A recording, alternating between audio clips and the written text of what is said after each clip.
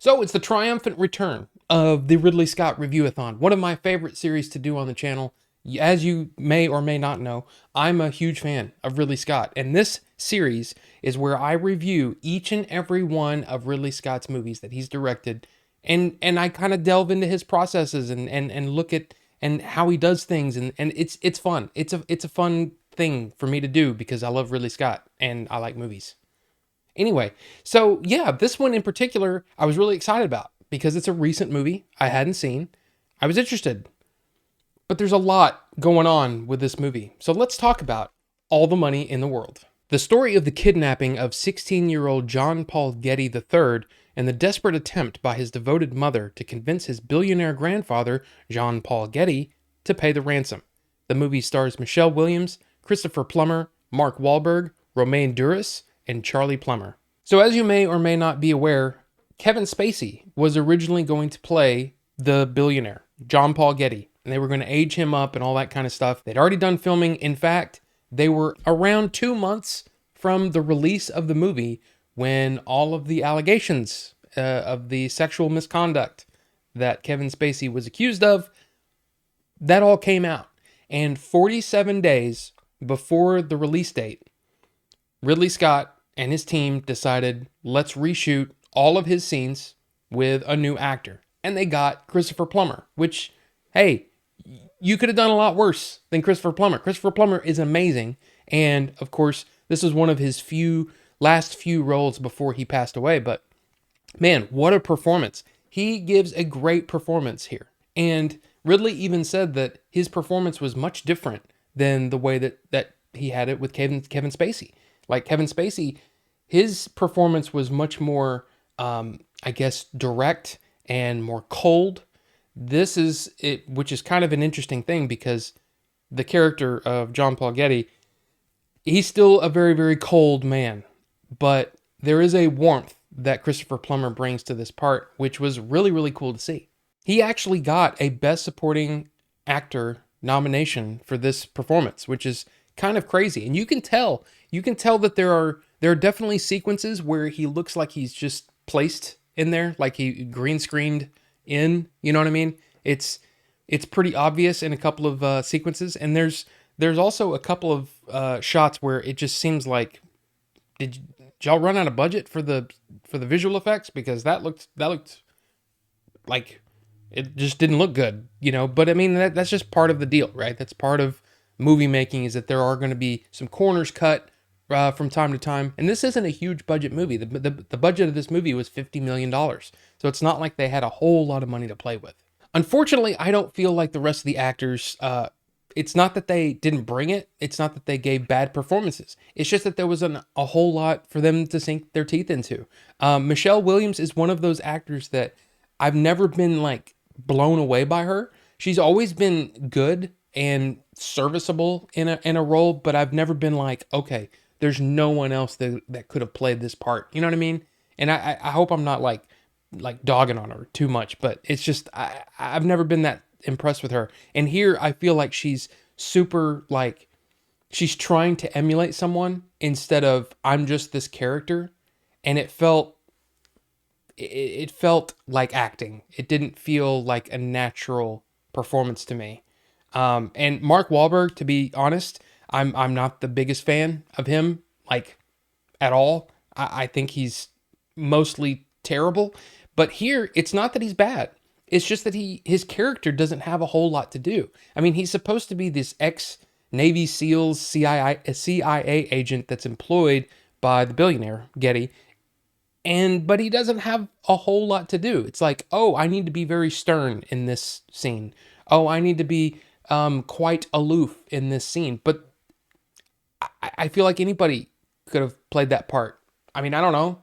Charlie Plummer plays the grandson that's kidnapped. No relation to Christopher Plummer, by the way. I did look that up because I was like, are they related? But no, they're not related. I think he does a fine job of playing that almost rich, spoiled kid at the beginning, and then seeing his... I mean, the guy was basically in prison on an Italian villa for 5 months, you know, and it it wears on him, and throughout the movie you can see that wearing on him. I thought he did a pretty good job. The one that really stands out to me though, other than Christopher Plummer, is Romain Duris as basically the kind of like the leader of the kidnappers.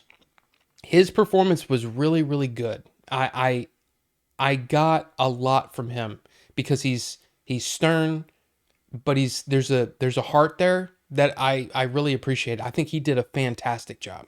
Technically, I mean, this is Ridley Scott, so technically this movie is fantastic. It's beautiful to look at. Even in the dingy parts of Italy, it still looks beautiful. It looks really, really good. The one thing that I did notice a couple of times is that it felt like the set was overdressed, like there was too much in the shot. I mean, Michelle Williams' character, she's not supposed to be like super rich or anything.